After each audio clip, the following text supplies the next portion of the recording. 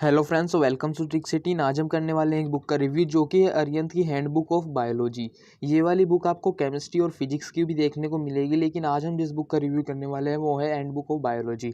तो जैसे ही आप इस बुक को ओपन करते हैं, आपको सबसे पहले देखने को मिलता है कंटेंट में आपको 38 चैप्टर्स दिए गए हैं जो कि नीट के सिलेबस के हैं।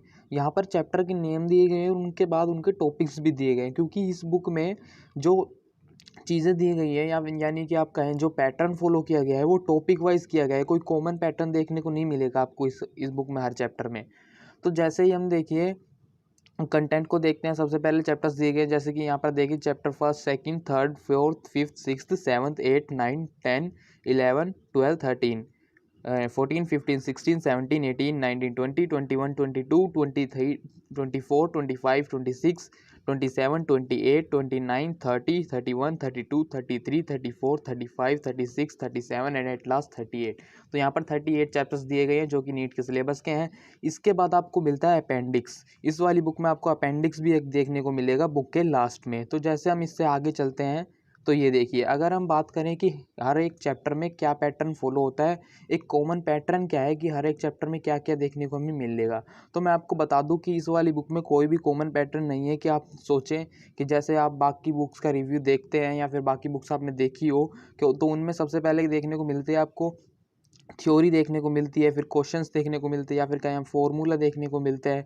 तो ऐसा इसमें कुछ भी नहीं है। इसमें क्या है, टॉपिक वाइज चीज़ें दी गई हैं, यानी कि आपको हर एक चैप्टर में अलग पैटर्न देखने को मिलेगा, टॉपिक वाइज चीज़ें मिलेंगी। लेकिन इस बुक में एक खासियत ये है कि आपको हर चीज़ें यहाँ पर फ्लो चार्ट्स या फिर टेबल की फॉर्म में मिलेगी। थ्योरी में पैराग्राफ या फिर पॉइंट वाइज मैनर में कम से कम चीज़ें देखने को आपको मिलेगी, ज़्यादातर चीज़ें फ्लो चार्ट और टेबल की फॉर्म में देखने को मिलेगी। तो जैसे कि हमें एज एन एग्जांपल एक चैप्टर लेते हैं जो कि क्लास 11th का first chapter the living world. तो जैसे हम इस लिविंग वर्ल्ड को देखते हैं तो सबसे पहले हमें टॉपिक वाइज चीज़ें देखने को मिलेगी। तो सबसे पहले हम देखने को मिलेगा कैरेक्टरिस्टिक ऑफ लिविंग मी। तो ये देखिए यहाँ पर दे रखा है कैरेक्टरिस्टिक ऑफ लिविंग मी, जो कि एक फ्लो चार्ट की फॉर्म में दे रखा है, जिससे कि आप क्विक रिवीजन कर सकें। ये क्विक रिवीजन के लिए ये हैंडबुक। तो इसमें फ्लो चार्ट्स में चीज़ें दी गई हैं और टेबल्स की फॉर्म में दी गई हैं, जिससे कि आप क्विक रिवीजन कर सकें और समझ में भी अच्छे से आ जाए। तो ये कि सबसे पहले दी गई है कैरेक्टरिस्टिक ऑफ लिविंग भी। इससे आगे अगर हम चलें तो हमें मिलते हैं बायोडाइवर्सिटी और सिस्टेमेटिक्स।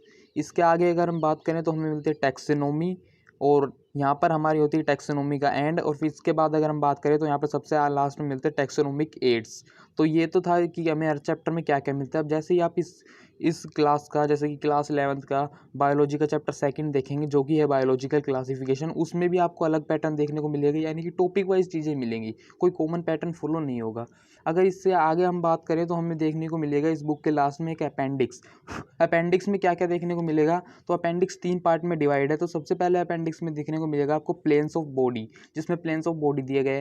जो सेकंड पार्ट है अपेंडिक्स का, उसमें आपको देखने को मिलेगा comparison between compound microscope, transmission electron microscope and scanning electron microscope. इसके लास्ट में जो थर्ड पार्ट है अपेंडिक्स का, उसमें आपको देखने को मिलेगा important plant and products. Important plant and products में आपको क्या क्या चीज़ें देखने को मिलेंगी, तो जो पहली है वो है फूड यील्डिंग प्लांट्स के बारे में आपको पता चलेगा।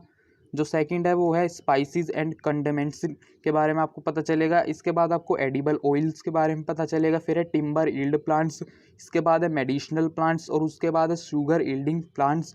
और यहाँ पर हमारा बुक का रिव्यू होता है ख़त्म। बुक का रिव्यू कैसा लगा कमेंट सेक्शन में ज़रूर बताएं, और ये भी बताएं कि हमें नेक्स्ट बुक रिव्यू किस बुक पर बनाना चाहिए। तो thanks for watching this video.